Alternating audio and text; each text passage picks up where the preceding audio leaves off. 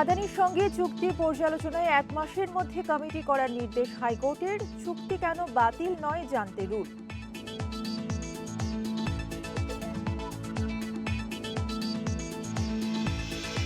ভোটাধিকার ফিরলে রাজনৈতিক জবাবদিহি নিশ্চিত হবে, মন্তব্য তারেক রহমানের। দেশ পরিচালনায় জনমত নেবে বিএনপি।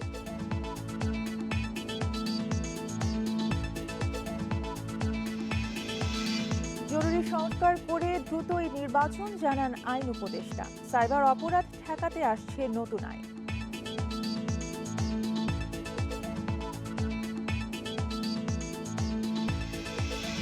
এবং 10 বছরে চতুর্থবার রাজধানীতে অটোরিকশা বন্ধের নির্দেশ দিল হাইকোর্ট। এবার সময় বেঁধে দেয়া হলো 3 দিন।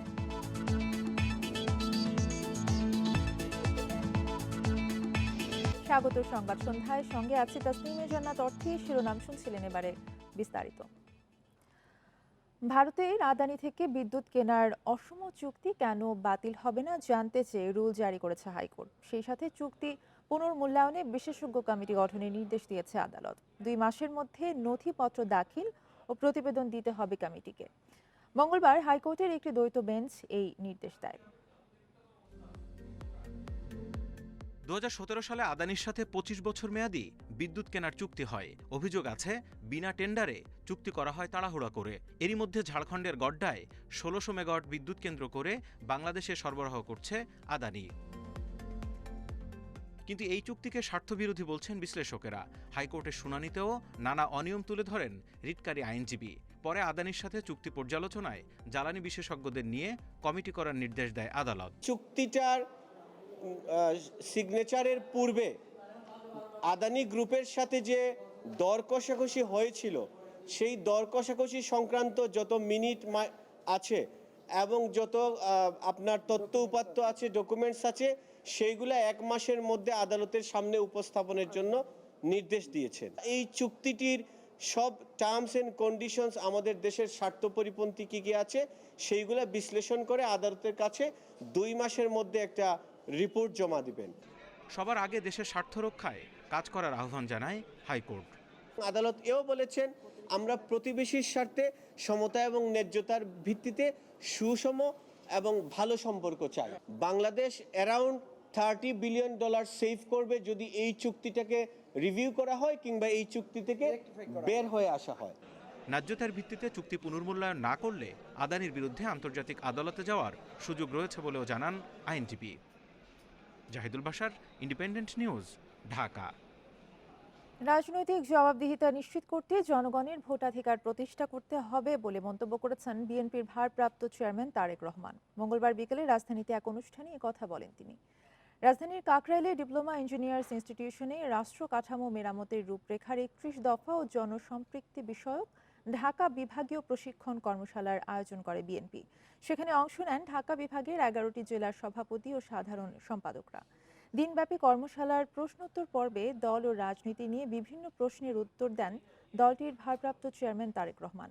লন্ডন থেকে ভার্চুয়ালি বক্তব্যে তিনি বলেন, বিএনপি ক্ষমতায় গেলে রাষ্ট্র পরিচালনায় জনগণের মতামত গ্রহণ করবে। প্রকৃত উন্নয়নের জন্য দেশের রাজনৈতিক জবাবদিহিতার বিকল্প নেই বলেও মন্তব্য করেন বিএনপির ভারপ্রাপ্ত চেয়ারম্যান। বলেন, জনগণের কল্যাণের জন্য প্রয়োজন রাজনৈতিক মুক্তি।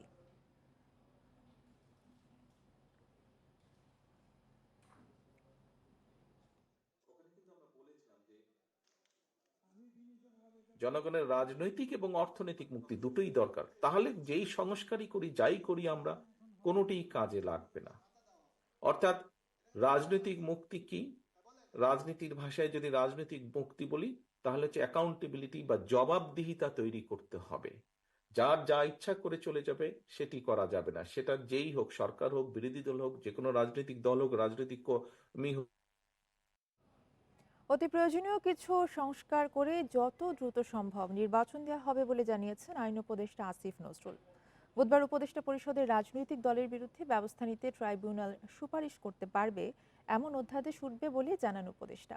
এছাড়া যারা ঢালাও মামলা করছে বা মামলা বাণিজ্য করছে তাদের বিরুদ্ধে আইনানুগ ব্যবস্থা নেওয়া হবে বলেও জানান আইন উপদেষ্টা। মঙ্গলবার দুপুরে সচিবালয়ে এক সংবাদ সম্মেলনে মন্ত্রণালয়ের বিগত 100 দিনের কর্মকাণ্ড তুলে ধরেন আইন উপদেষ্টা। অতি প্রয়োজনীয় কিছু সংস্কার করে যত দ্রুত সম্ভব নির্বাচন দেওয়া হবে বলে জানিয়েছেন আইন উপদেষ্টা আসিফ নজরুল।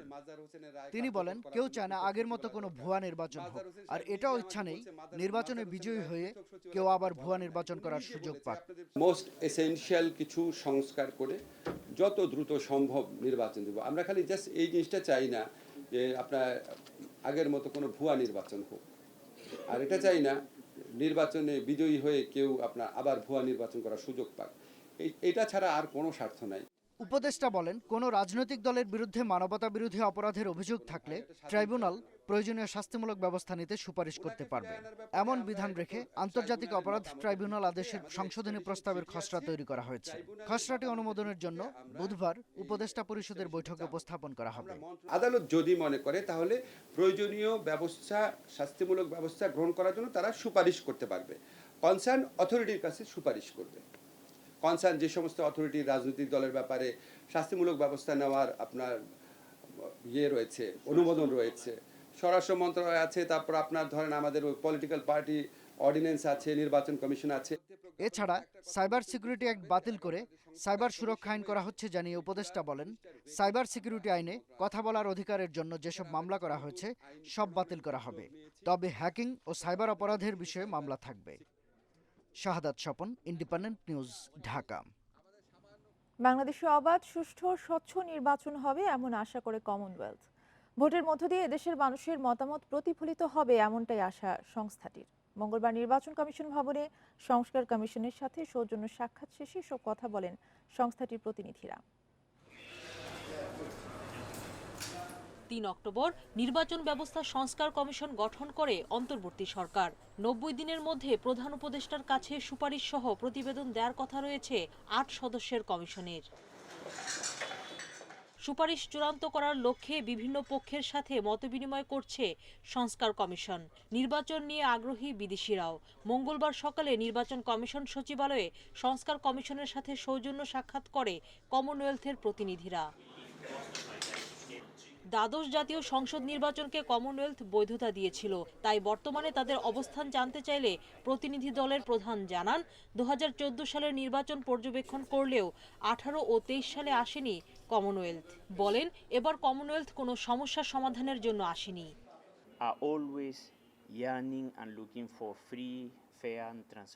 অবাধ, সুষ্ঠু ও স্বচ্ছ নির্বাচন চায় কমনওয়েলথ। এতে দেশের জনগণের মতামত প্রতিফলিত হবে। বাংলাদেশের সাথে নির্বাচন নিয়ে কাজ করতে চাই, সব ধরনের সহায়তা দিতেও আগ্রহী কমনওয়েলথ।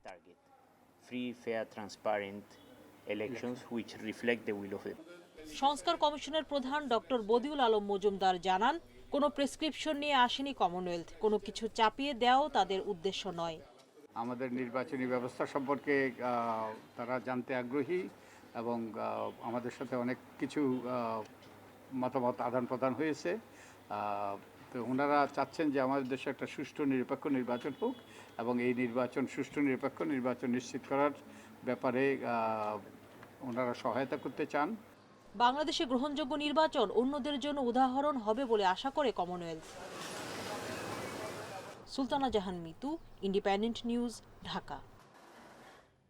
সব শান্তিপূর্ণ প্রতিবাদের অধিকারকে যুক্তরাষ্ট্র সমর্থন করে এবং বাংলাদেশ সরকারের কাছে বিষয়টি স্পষ্ট করা হয়েছে বলে জানিয়েছেন দেশটির পররাষ্ট্র দপ্তরের মুখপাত্র ম্যাথিউ মিলার। সোমবার মার্কিন পররাষ্ট্র দপ্তরের প্রেস ব্রিফিংয়ে ভারতের এক সাংবাদিক বাংলাদেশি আওয়ামী লীগের সমাবেশে বাধা এবং সাংবাদিকদের অ্যাক্রিডিটেশন কার্ড বাতিল নিয়ে প্রশ্ন করেন। জবাবে ম্যাথিউ মিলার বলেন, কূটনৈতিক পর্যায়ে বাংলাদেশের সাথে যুক্তরাষ্ট্রের কী কথা হয়েছে তা ব্রিফিংয়ে বলতে চান না তিনি। তবে ওয়াশিংটন কোনোভাবেই চায় না কোনো সরকার শান্তিপূর্ণ বিক্ষোভে সহিংস দমনপীড়ন চালাক।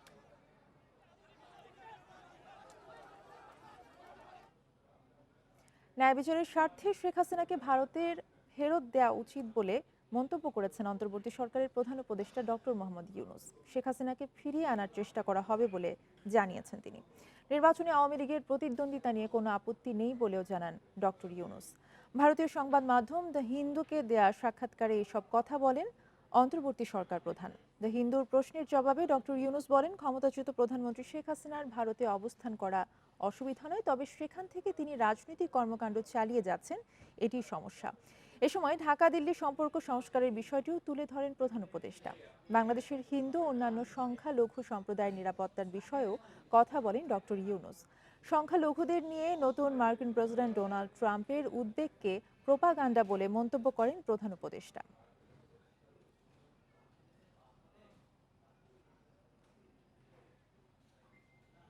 3 দিনের মধ্যে ঢাকা মহানগরীতে ব্যাটারি চালিত রিকশা চলাচল বন্ধ করার নির্দেশ দিয়েছে হাইকোর্ট। এক রিটের শুনানি শেষে বিচারপতি ফাতেমা নজিব এবং বিচারপতি মাহমুদুর রাজির হাইকোর্ট বেঞ্চ এই আদেশ দেন। একই সাথে এই বিষয়ে ব্যবস্থা না নেওয়া কেন অবৈধ ঘোষণা হবে না তা জানতে রুল জারি করা হয়েছে। এর আগে 2014 সাল থেকে 2021 সাল পর্যন্ত 3 দফা অটোরিকশা বন্ধে নির্দেশ দিয়েছিল হাইকোর্ট। এছাড়া অটোরিকশা আমদানি বন্ধেরও নির্দেশ দেয় আদালত। পরে আপিল বিভাগও সেই আদেশ বহাল রেখে দেশের সব জায়গায় ব্যাটারি চালিত রিকশা বন্ধের নির্দেশ দেন, কিন্তু এখনও তা বাস্তবায়ন হয়নি। বরং রাজধানী সহ সারা দেশে অস্বাভাবিক মাত্রায় বেড়েছে ব্যাটারি চালিত অটোরিকশার দাপট। অলিগলি সহ মূল সড়কেও এসব রিকশার দাপটে ভেঙে পড়েছে রাজধানীর ট্রাফিক ব্যবস্থা। অনিয়ন্ত্রিত চলাচল ও ঝুঁকিপূর্ণ বাহনটি আতঙ্কের কারণ হয়ে দাঁড়িয়েছে। ব্যাটারি রিকশা চলাচল বেড়ে যাওয়ায় অন্যান্য যানবাহন চলাচলেও দেখা দিয়েছে প্রতিবন্ধকতা। সভা সমাবেশের নামে সড়ক অবরোধ ও যানবাহন চলাচলে প্রতিবন্ধকতা সৃষ্টি করে জনদুর্ভোগ সৃষ্টি বন্ধে নির্দেশনা চেয়ে হাইকোর্টে রিট করেছেন এক আইনজীবী। দুপুরে সুপ্রিম কোর্টের আইনজীবী ব্যারিস্টার আব্দুল আল মামুন এই রিট করেন। বিচারপতি ফাহমিদা কাদরের নেতৃত্বে দ্বৈত বেঞ্চে আগামী সপ্তাহে এই বিষয়ে শুনানি হবে। আইনজীবী বলেন, সোমবার তিতুমির কলেজের শিক্ষার্থীরা রাস্তা অবরোধ করে যেভাবে আন্দোলন করেছে তাতে রাজধানীতে ব্যাপক জনদুর্ভোগ সৃষ্টি হয়। একই সাথে সমাবেশের নামে ইটপাটকেল ছুড়ে জখম করার মতো ঘটনা ঘটেছে। এভাবে যেন জাতীয় মহাসড়ক অবরোধ এবং দুর্ভোগ সৃষ্টি না হয় সেজন্যই জনস্বার্থে আদালতে রিট দায়ের করা হয়। রিটে আইন সচিব, আইজিপি, স্বরাষ্ট্র সচিবকে বিবাদী করা হয়েছে।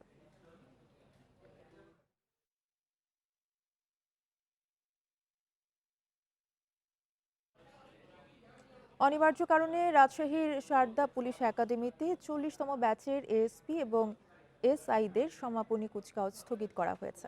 দুপুরে বিষয়টি নিশ্চিত করেছেন পুলিশ সদর দপ্তরের মিডিয়া ইউনিটের অতিরিক্ত পুলিশ মহাপরিদর্শক এনামুল হক সাগর।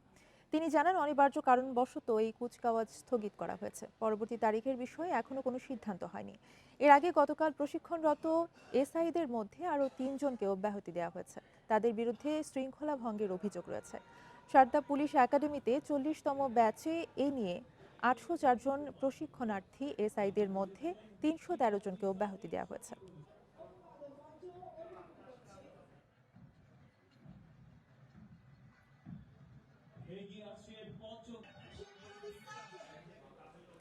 ছাত্র জনতার আন্দোলনে নিয়মনীতির তোয়াক্কা না করে গুলি ছুড়েছে পুলিশ। ওই সময়ে ঢাকা এবং চট্টগ্রামে প্রাণঘাতী অস্ত্র থেকে গুলি বর্ষণকারী পুলিশ সদস্যদের তালিকা করা হচ্ছে। এর মধ্যে পুলিশের অন্তত 737 জন এবং অন্যান্য বাহিনীর 47 জনকে চিহ্নিত করা হয়েছে। তালিকাটি যাচাই বাছাই করছে আন্তর্জাতিক অপরাধ ট্রাইব্যুনালের তদন্ত সংস্থা। বৈষম্য বিরোধী ছাত্র আন্দোলনের ডাকে সারা দেশে কমপ্লিট শাটডাউন কর্মসূচি ছিল 18 জুলাই। ওই দিন ঢাকা, চট্টগ্রাম সহ বিভিন্ন জেলায় চরম দমনপীড়ন চালায় পুলিশ। এই সময় সরাসরি গুলি চালিয়ে হত্যাও করা হয়। বৈষম্য বিরোধী ছাত্র আন্দোলনের সময় রাজধানীর যে কয়েকটি জায়গায় সবচেয়ে ভয়াবহ পরিস্থিতি তৈরি হয়, এর মধ্যে যাত্রাবাড়ি অন্যতম। এই থানার অধীনে কয়েকশো পুলিশ সদস্য নির্বিচারে গুলি চালায় ছাত্র জনতার উপর, যার কারণে এই অঞ্চলে হতাহতের সংখ্যাটাও বেশি। এই বিষয়ে কথা বলার জন্য ঊর্ধ্বতন কর্তৃপক্ষ আছে, যদি তারা দোষী হয়ে থাকে অবশ্যই তাদের বিরুদ্ধে আইনগত ব্যবস্থা হবে। সে পুলিশ হোক আর যে 18 থেকে 21 জুলাই এই 4 দিনে আন্দোলনকারীদের বিরুদ্ধে পুলিশের দায়ের করা 115টি মামলার নথি বিশ্লেষণ করেছে আইনজীবীদের সংগঠন লিড। তাদের তথ্য অনুযায়ী যেসব পুলিশ সদস্য গুলি চালিয়েছেন তাদের মধ্যে যাত্রাবাড়ি থানায় 353 জন, শাহবাগ থানায় 53 জন, মোহাম্মদপুর থানায় 162 জন, রামপুরা থানার 31, ধানমন্ডি মডেল থানায় 3, উত্তরা পূর্ব থানায় 65 আর চট্টগ্রামের বাকুলিয়া থানায় 31, চান্দগাঁও থানায় 54, কর্ণফুলী থানার 2, কোতোয়ালি থানার 33 জন পুলিশ সদস্য রয়েছে। অন্যান্য বাহিনীর মধ্যেও রয়েছে আরও 47 জন। ছাত্রদেরকে এরকম রাষ্ট্রীয় বাহিনী চরম আকারে দমন পীড়ন করছে, একটা সম্পূর্ণভাবে মানবতা বিরোধী অপরাধ, যেটা রাষ্ট্র তার একদম জ্ঞাতসারে ইচ্ছাকৃতভাবে ইন্টেনশনালি একটা ভিন্ন মতকে দমনের জন্য এই ধরনের অপরাধ করেছে। বিশ্লেষকরা বলছেন অনেক পুলিশ সদস্যই আওয়ামী লীগ সরকারের ক্ষমতার সঙ্গে নিজেরাও টিকে থাকতেই দমনপীড়ন চালিয়েছেন। অনেক কর্মকর্তা দেখা গেছে ওরা মনে করেছে যে আমি যদি সার্ভাইভ করতে হয়, আমার যদি বাঁচতে হয়, তাহলে এই সরকারকে টিকে রাখতে হবে। এই যে মাথার মধ্যে এই জিনিসটা ঢোকাতে ওরা নিজেদের মতো করে টিকে থাকার জন্য এই কাজগুলো করেছে।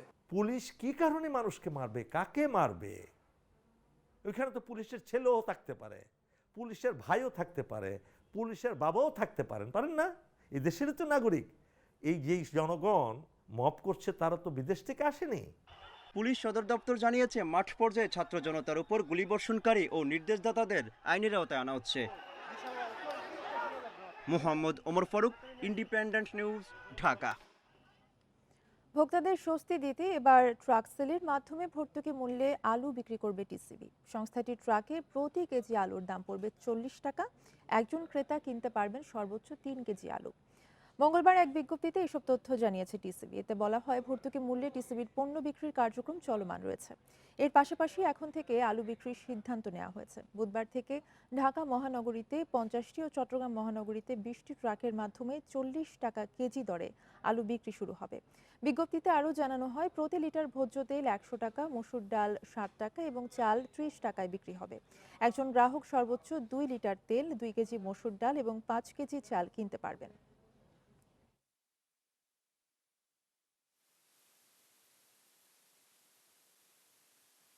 রাজধানীর নিউমার্কেট থানার আব্দুল ওয়াদুদ হত্যা মামলায় সাবেক খাদ্যমন্ত্রী অ্যাডভোকেট কামরুল ইসলামের 8 দিনের রিমান্ড মঞ্জুর করেছে আদালত। সকালে ঢাকার মেট্রোপলিটন ম্যাজিস্ট্রেট জিয়াদুর রহমানের আদালত এই আদেশ দেন। এর আগে কামরুল ইসলামকে আদালতে উপস্থাপন করে 10 দিনের রিমান্ডের আবেদন করে ডিবি পুলিশ। জানা যায়, গত 19 জুলাই নিউমার্কেটে গুলিতে নিহত হন ব্যবসায়ী আব্দুল ওয়াদুদ। এ ঘটনায় 21 আগস্ট সাবেক প্রধানমন্ত্রী শেখ হাসিনা সহ 130 জনের বিরুদ্ধে হত্যা মামলা করা হয়। সোমবার রাতে রাজধানীর উত্তরা থেকে কামরুল ইসলামকে গ্রেফতার করে ডিবি। সংস্থার অতিরিক্ত কমিশনার রেজাউল করিম মল্লিক জানান, সাবেক মন্ত্রী কামরুলের বিরুদ্ধে হত্যাসহ 24টি মামলা রয়েছে।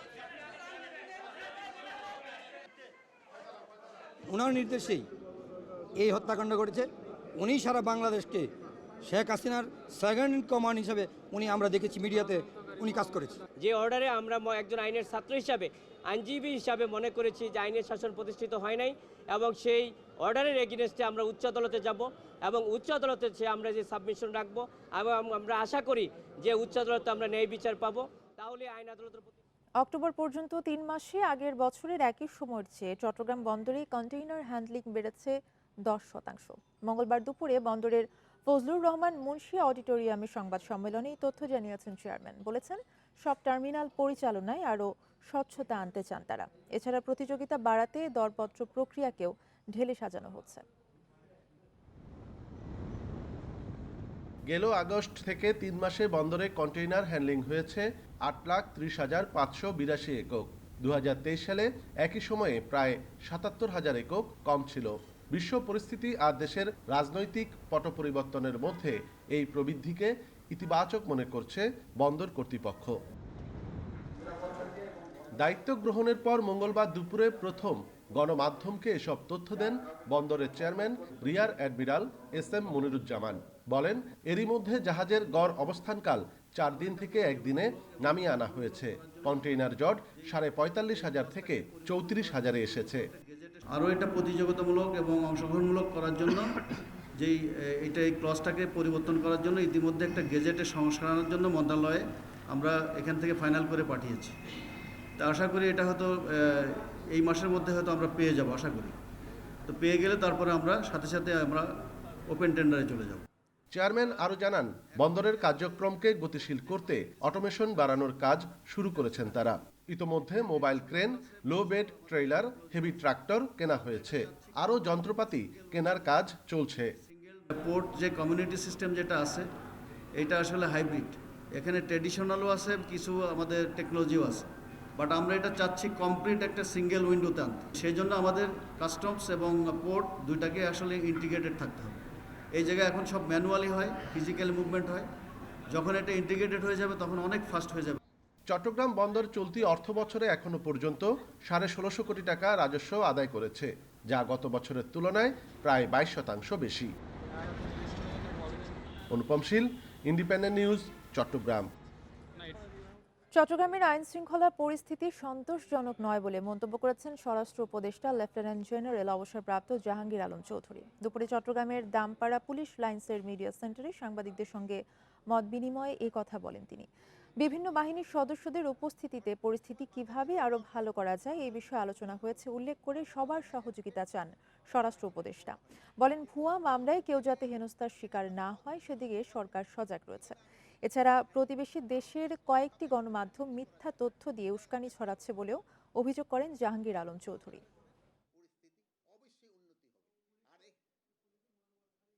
একটু সময় দিতে হবে, যদি আপনারা সময় না দেন, আর আমার কাছে তো এরকম কোনো কিছু নাই যে একের আমি বলবো হয়ে যা হইব, এটা জাদুর মতো তো না। আমি চাইলাম একটা টাকা কতগুলি চলে আসবে না, তো আমাদের তো সময় দিতে হবে, আমাদের যারা আছে এখানে সবাই তো সময় দিতে হবে। ইউক্রেনের সাথে সশস্ত্র সংঘাতের মধ্যেই ভারত সফরে যাচ্ছেন রাশিয়ার প্রেসিডেন্ট ভ্লাদিমির পুতিন। মঙ্গলবার ক্রেমলিন জানিয়েছে সফরের তারিখ নির্ধারণে আলোচনা করছে মস্কো ও নয়াদিল্লি। সূত্রের বরাত দিয়ে ভারতীয় গণমাধ্যম এনডিটিভি বলছে, আগামী বছরের শুরুতে ভারত সফর করতে পারেন পুতিন। এ সময় প্রধানমন্ত্রী নরেন্দ্র মোদীর সাথে দ্বিপাক্ষিক বৈঠক করবেন তিনি। চলতি বছর 2 দফা রাশিয়া সফর করেছেন মোদী। অক্টোবরে কাজানে ব্রিক্স সম্মেলনের ফাঁকে পুতিনের সাথে দ্বিপাক্ষিক বৈঠক করেন তিনি। এর আগে জুলাইয়ে ভারত রাশিয়া বার্ষিক শীর্ষ সম্মেলনে যোগ দিতে মস্কো যান নরেন্দ্র মোদী।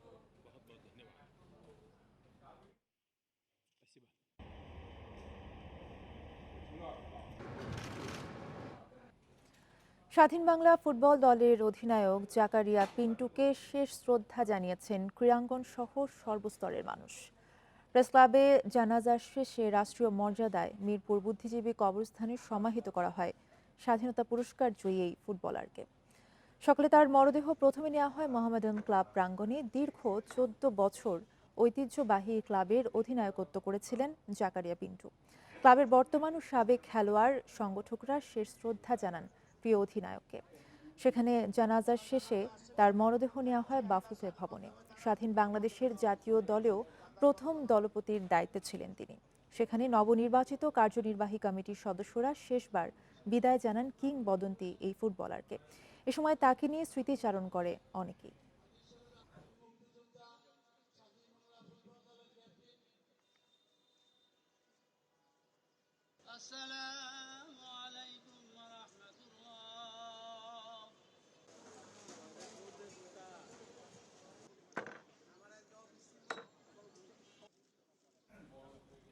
এই ছিল এখনকার সংবাদে। ইন্ডিপেন্ডেন্ট টেলিভিশনের আরও খবর জানতে চোখ রাখুন ফেসবুক, ইউটিউব এবং এক্সে। সাথে থাকায় ধন্যবাদ সবাইকে।